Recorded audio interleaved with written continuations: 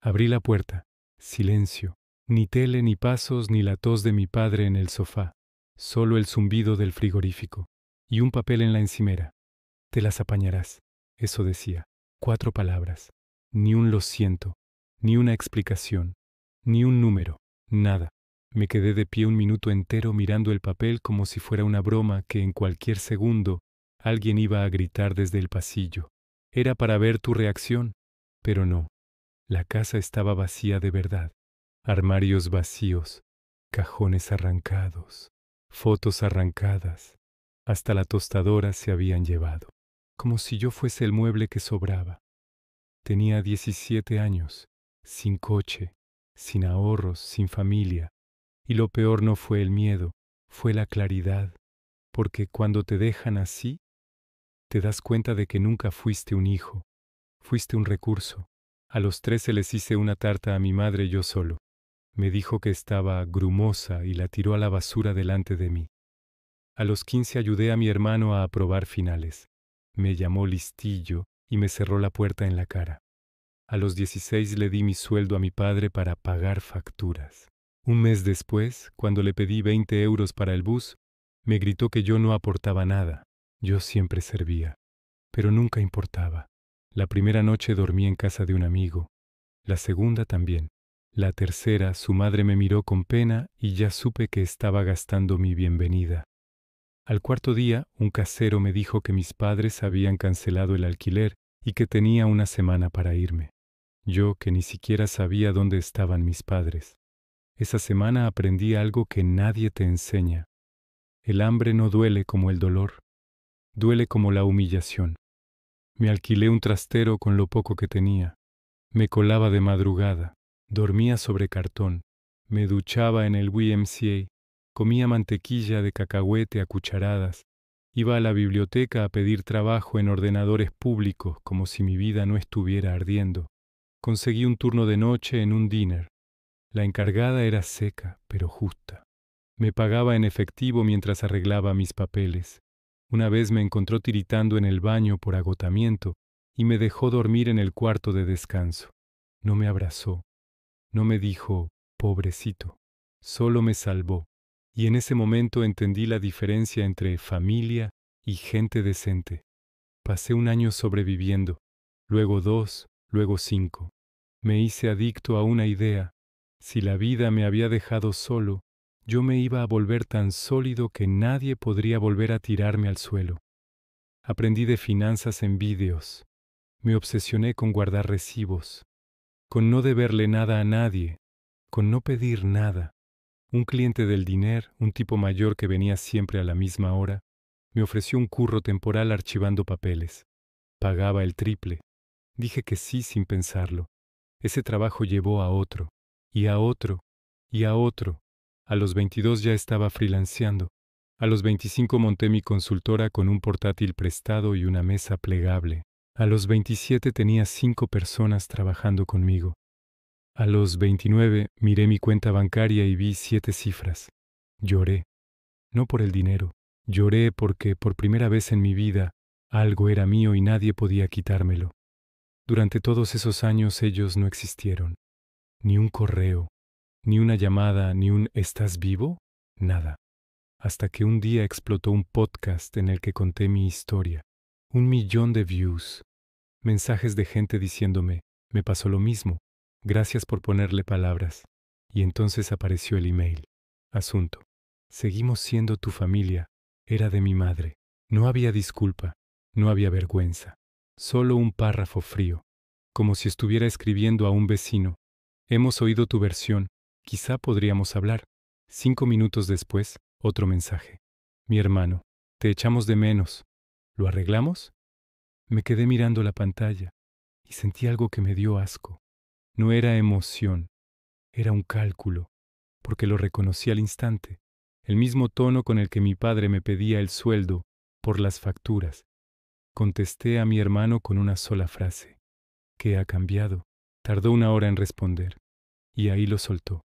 No me habló de amor, no me habló de culpa, me habló de dinero, que iban mal, que había facturas médicas, que su mujer necesitaba una operación, que mis padres estaban a punto de perderlo todo. Perfecto, ya tenía la verdad. Y ahí es donde mi historia cambia, porque mucha gente cree que la venganza es gritar, romper cosas, humillar. No, la venganza inteligente es poner un espejo delante del monstruo y obligarle a mirarse. Le dije que podíamos vernos, solo él, en una cafetería, en una ciudad intermedia.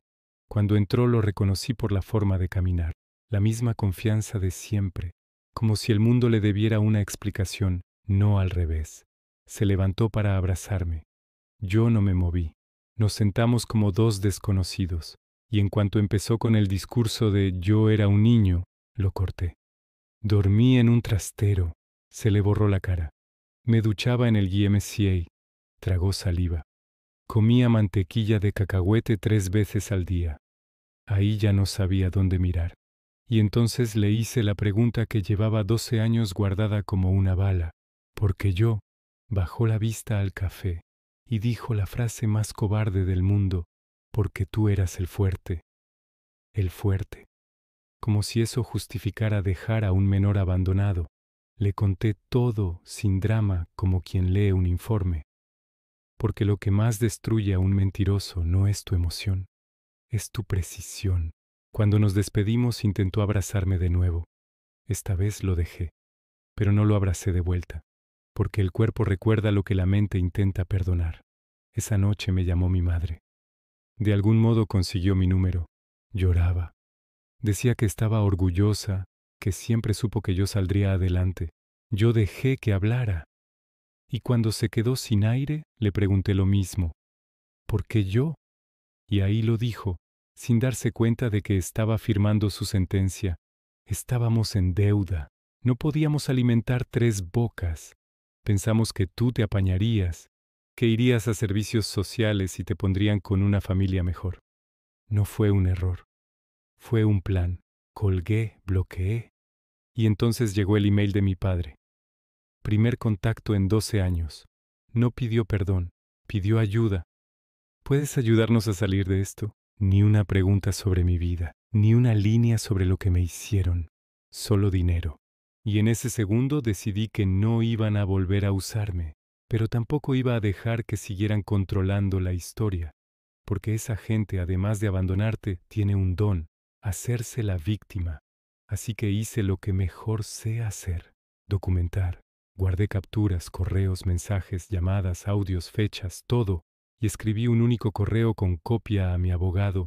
Cualquier intento de contacto se considerará acoso, cualquier intento de chantaje, extorsión, y cualquier mentira pública será respondida con pruebas.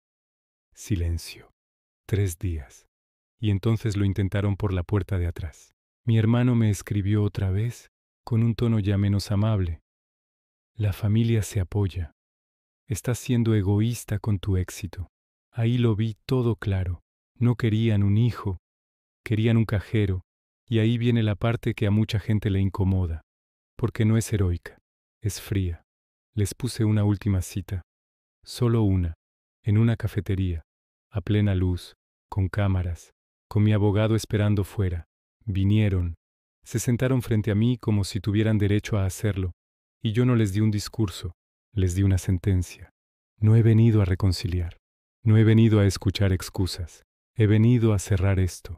Saqué el móvil, les enseñé el archivo, capturas, fechas, mensajes, amenazas, peticiones de dinero. Esto está duplicado, está fechado, está guardado. Mi madre empezó a llorar. Mi padre intentó hablar por encima. Yo levanté la mano. Si volvéis a acercaros a mí, a mi hermano o a su hija, si volvéis a usar chantaje emocional, si volvéis a inventar una sola mentira, esto se lo mando a todos, familia, vecinos, iglesia, trabajo, a quien sea. Mi padre se puso rojo. Eres un desagradecido. Te criamos. Me reí, pero no de broma. Me reí de verdad. Me criasteis 17 años y luego me tirasteis como basura. No os debo nada. Y entonces dije lo único que les dolió de verdad, porque no era rabia. Era vacío. No os odio. No siento nada. Para mí sois desconocidos. Me levanté. Esto se acabó. Salí y por primera vez desde los 17 sentí aire en el pecho. Pasaron semanas. Luego meses. No hubo mensajes, no hubo visitas, pero sí hubo algo mejor. Mi vida volvió a ser mía. Mi hermano, con el tiempo, empezó terapia. Y por primera vez dejó de hablar como víctima y empezó a hablar como responsable. No nos hicimos familia feliz. No hubo película. Pero construimos algo real, una relación con límites. Y un domingo, su hija me llamó tío por primera vez. Ahí casi me rompo, porque entendí la ironía final de esa nota. Te las apañarás. Sí, me las apañé. Pero no como ellos pensaban. Me las apañé sin ellos. Y ese fue el castigo más perfecto. Que vean lo que construí y sepan que ya no tienen sitio. Si te ha gustado esta historia, no olvides suscribirte y regalarnos tu me gusta para poder motivar a muchas más personas de este mundo. Esperamos verte pronto en las historias de Jenkins.